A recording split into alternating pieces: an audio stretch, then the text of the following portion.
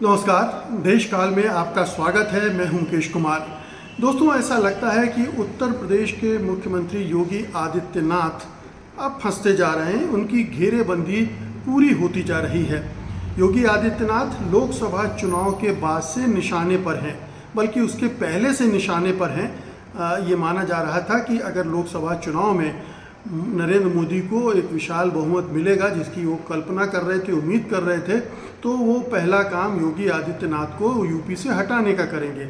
लेकिन योगी आदित्यनाथ की खुशकिस्मती थी कि बीजेपी 240 सीटों पर रुक गई और नरेंद्र मोदी उतने ताकतवर नहीं रहे कि एकदम से योगी आदित्यनाथ को हटा दें। लेकिन अब उनकी घेरेबंदी शुरू कर दी गई है और आप इसको देख सकते हैं कि जो लोकसभा चुनाव में जो रिज़ल्ट आए हैं, उसके कारणों की पड़ताल के लिए जितनी भी चर्चाएं हुई हैं, मीटिंग्स हुई हैं, सब में कहीं ना कहीं स्टेट गवर्नमेंट को, योगी सरकार को निशाना बनाया जा रहा है और कहा जा रहा है कि चूंकि राज्य सरकार के अधिकारियों और पार्टी के संगठन के कार्यकर्ताओं के साथ तालमेल नहीं था या पार्टी के जो कार्यकर्ताओं को प्रशासन का सहयोग नहीं मिला, उसकी वजह से इस बुरी तरह से उत्तर प्रदेश में बीजेपी की हार हुई है।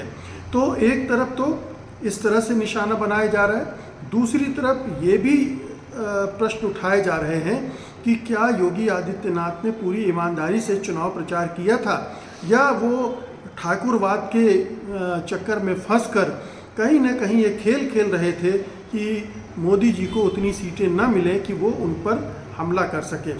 वो अपना गेम खेल रहे थे, केंद्रीय गृह मंत्री अमित शाह अपना गेम खेल रहे थे।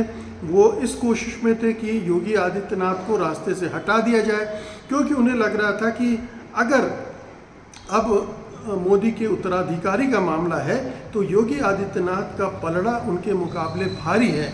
वो आरएसएस की पहली पसंद है और अगर वो रहे, मजबूत होते रहे, तो उनका नंबर नहीं आएगा। तो अमित शाह टारगेट कर रहे थे और इसीलिए उत्तर प्रदेश का पूरा जिम्मा उन्होंने अपने हाथ में रख लिया था। सारे फैसले वो कर रहे थे, उत्तर प्रदेश को कैसे संभालना है, उसकी चुनाव योजना, उसका अभियान वगैरह वगैरह सब वही कर रहे थे। यहाँ तक कि बताया जाता है कि योगी आदित्यनाथ ने उत्तर प्रदेश में जो कुछ सीटें मांगी थी अपने कैंडिडेट्स के लिए, वो भी उनको नहीं दी गई। यानी उस लोकसभा चुनाव में योगी आदित्यनाथ की बिल्कुल भी नहीं चली। खैर, ये तो एक पृष्ठभूमि है, लेकिन अब सवाल ये है कि जो चुनौती है योगी आदित्यनाथ के सामने, उससे वो कैसे निपटेंगे। पहली चुनौती तो यही है कि अब जो राज्य में उपचुनाव होने जा रहे हैं विधानसभा सीटों के, उसमें पार्टी का परफॉर्मेंस कैसा रहेगा, इसकी पूरी जिम्मेदारी अब योगी आदित्यनाथ के सिर पर डाल दी गई है। योगी आदित्यनाथ अभी तो ये कह के बच रहे थे लोकसभा चुनाव के परिणामों को लेकर कि ये अति आत्मविश्वास का परिणाम था। यानी मोदी और शाह अति आत्मविश्वास से ग्रस्त हो गए थे। उन्हें लग रहा था कि 400 पार आएंगे और उन्होंने ठीक से ध्यान नहीं दिया, ठीक से योजनाएं नहीं बनाई और राम मंदिर को लेकर वो इतने ज़्यादा आश्वस्त हो गए कि उसकी वजह से उन्हें गच्चा खाना पड़ गया। तो अभी तो हार का ठीकरा उनके सिर पर नहीं फोड़ा जा सकता, नहीं फोड़ा गया, लेकिन वो ये स्पष्ट कर रहे हैं कि यूपी के एडमिनिस्ट्रेटिव और यूपी की गवर्नमेंट की वजह से ये नौबत नहीं आई है, बल्कि केंद्रीय नेतृत्व ने जिस ढंग से उत्तर प्रदेश को डील किया, उसकी वजह से पार्टी की बुरी तरह से हार उत्तर प्रदेश में हुई है।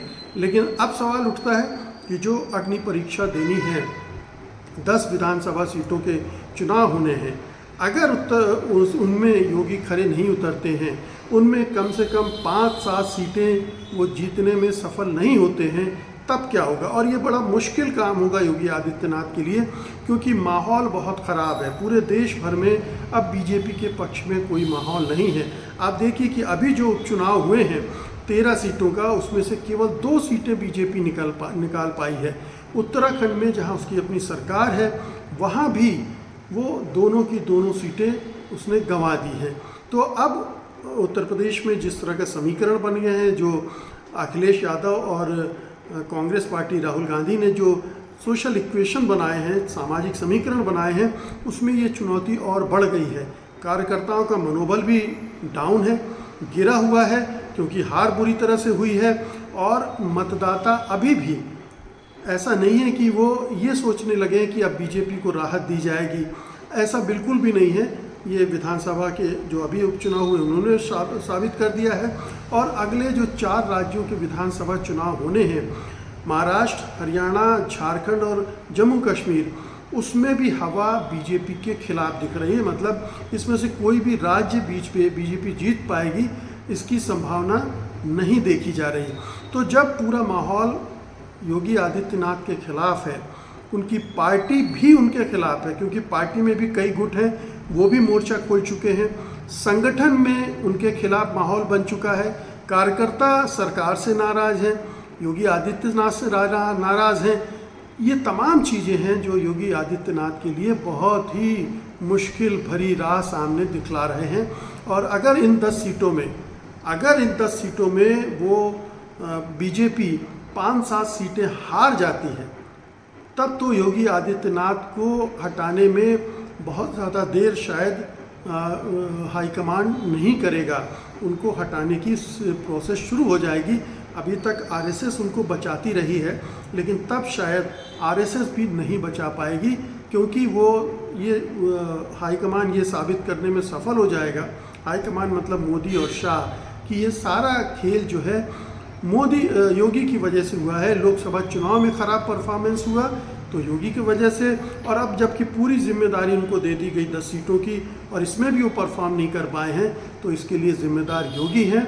योगी को हटाना इसलिए भी ज़रूरी है कि 2027 में चुनाव है। अगर अभी से पार्टी ने तैयारी नहीं की तो निश्चित रूप से 2027 का चुनाव भी हारेगी। इसलिए वो बदलाव का जो गेम है वो खेल सकते हैं, और योगी आदित्यनाथ के लिए तब रह पाना मुश्किल हो जाएगा। तो कह सकते हैं कि योगी आदित्यनाथ के लिए उल्टी गिनती शुरू हो गई है, उनकी विदाई की तैयारी शुरू हो गई है। और अगर विधानसभा के उपचुनाव में उनका परफॉर्मेंस ख़त्म हुआ तो समझ लीजिए कि काउंटडाउन बहुत तेज हो जाएगा। बहुत बहुत शुक्रिया आपका, धन्यवाद, नमस्कार।